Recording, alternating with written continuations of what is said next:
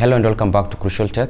I'm your host CJ, and today I'll be reviewing another phone, this time round Oppo A74. Not the 5G version, but just the 4G version. As you know, there is the Oppo A74 5G. This is the Oppo A74 4G. So let's get to it. Let's get to know what this phone has to offer and if it's a phone for you.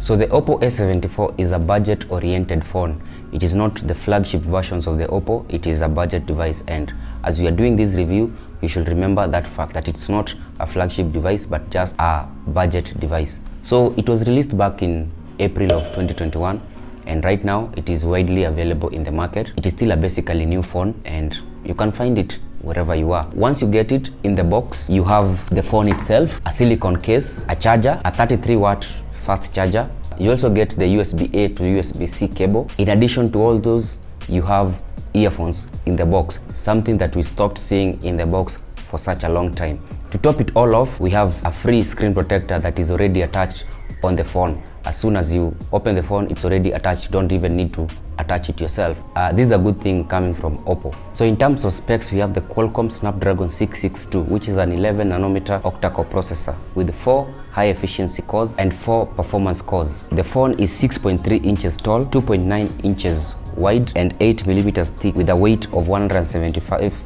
grams. On the front, we have a 6.4 inches 1080p AMOLED panel with a 409 pixel per inch density, giving the phone a total of 84.4 screen to body ratio. On the back, we have 3 cameras, 48 megapixel main camera,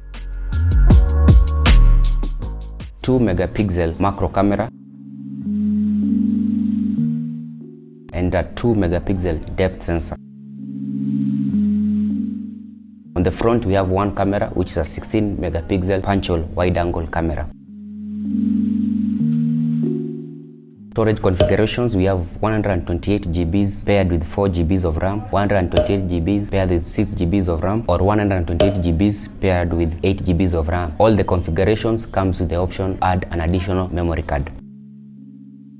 For the software, we have the Android 11 with Color OS version 11.1. Powering the whole device is a 5000 mAh battery with 33-watt fast charging support. In terms of the design, the device comes in 2 colors. We have the Prism Black and the Midnight Blue, like the one I have here in my hand. However, both devices come with a very glossy back, and as you all know, a glossy back means a fingerprint magnet on your device. So if you have issues with fingerprints on your device, just rock the case that comes with it, or you can buy another one that fits your style. Generally, it looks good and it does not look cheap. You cannot just look at it and know that it's a budget phone. In terms of IP rating, the phone does not come with any IP rating, so do not go dunking it in water. It has not been rated. If you want to be the first one to rate it, please do and tell us down in the comment. On the front, we have the 6.4 inches AMOLED panel and a punch-hole camera on the left side of the device. It doesn't concern me that much. I don't notice it that much, but it's there. It doesn't affect your media consumption that much, but just know that it's there. On the left, we have the power button only and nothing else.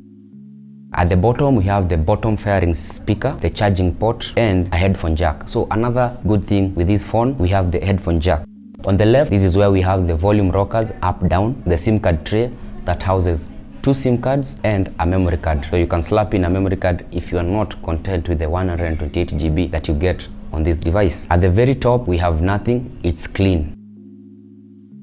So in terms of the display, like I said, it's an AMOLED 1080p panel with a peak brightness of 800 nits. So this means that in terms of the display, it looks good. You will not have a problem. As you all know, AMOLED displays usually looks good, and in terms of the display, it's a good display. And the 800 nits means that this display will not give you a hard time when you're trying to use it outside. It is not the brightest, but you can use it outside in a well-lit environment. You will not have problems. The one thing that I would have loved to see on this display is a 90 Hz or a 120 Hz display.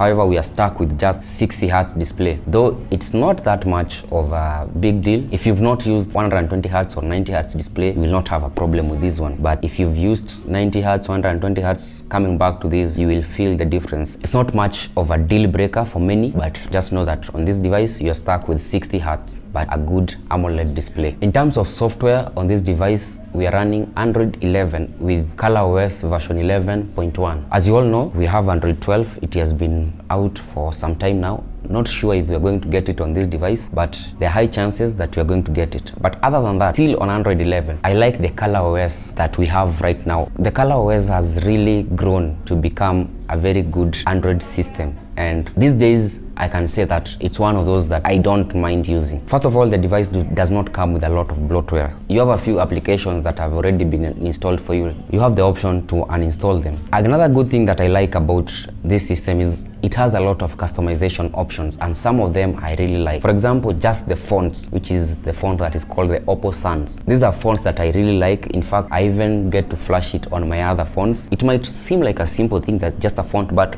it's something that they've really looked into. In addition, you have some neat tricks like the expanded memory, whereby if your RAM is running low and you have a lot of storage, the 128 GB, you can use part of your storage as RAM. Can increase the performance of your device to some extent. In ColorOS, when it comes to dark mode, you have the enhanced version, the medium version, and the gentle version. Gentle is more of gray, medium is a bit darker, then enhanced is totally black. This goes to show that you have some cool options and you can set up the device according to what you want. You can customize it to match your own style. In terms of performance, I did not have problems in terms of running general tasks like social media, messaging, but when I went deep into pushing the device, such as gaming, now that is where you start seeing this device struggling. So in terms of gaming, this is not a device that you can say is meant for gamers. No. If you want to game, this is not the device that you are going to expect smooth gaming experience.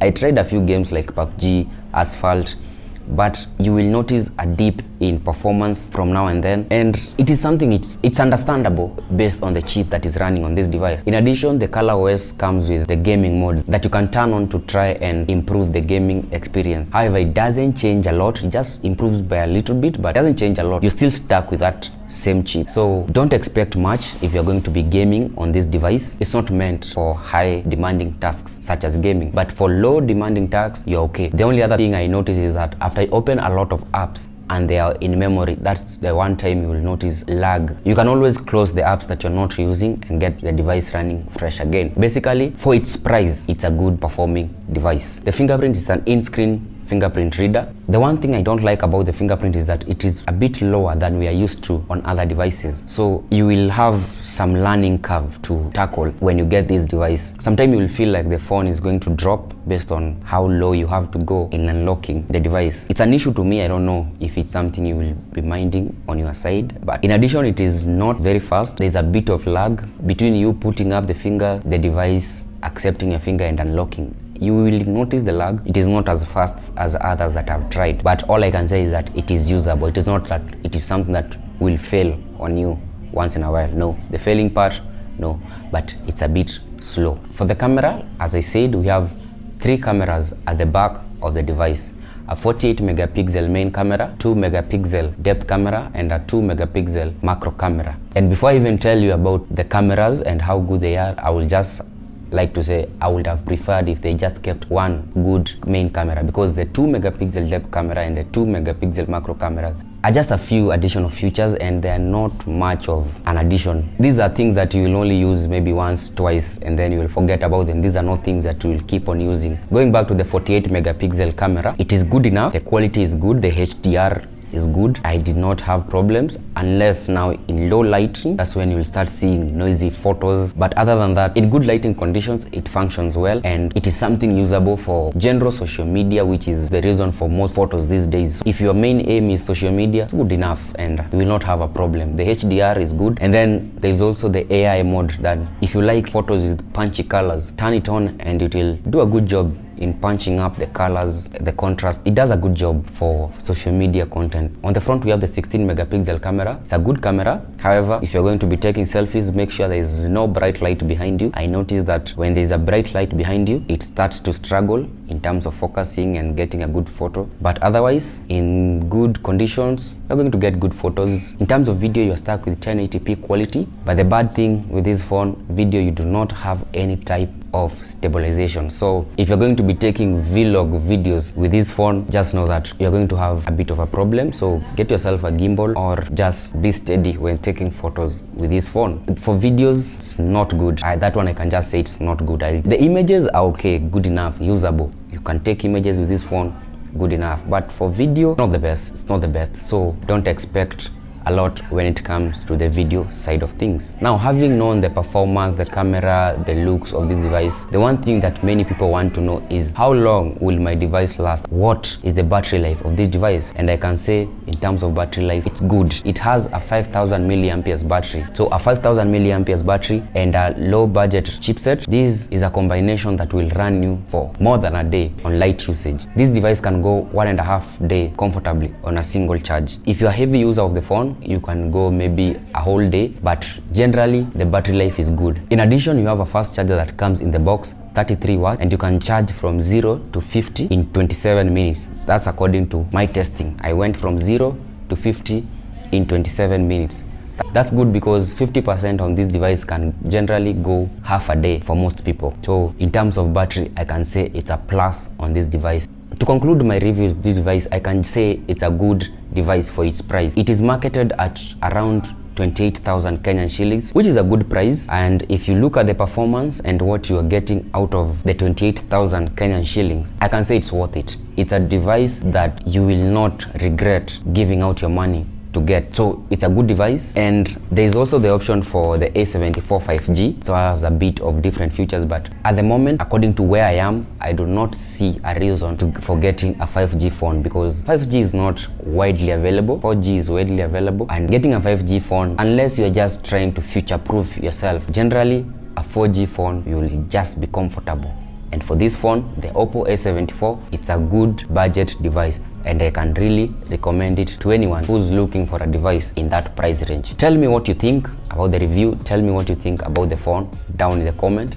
If you liked the video, hit the like button. If you didn't, there's the other button. If you're new here, subscribe and hit the bell icon so that you'll get the notification anytime I upload new videos like this. So thank you for watching, and I'll see you on the next video. Cheers.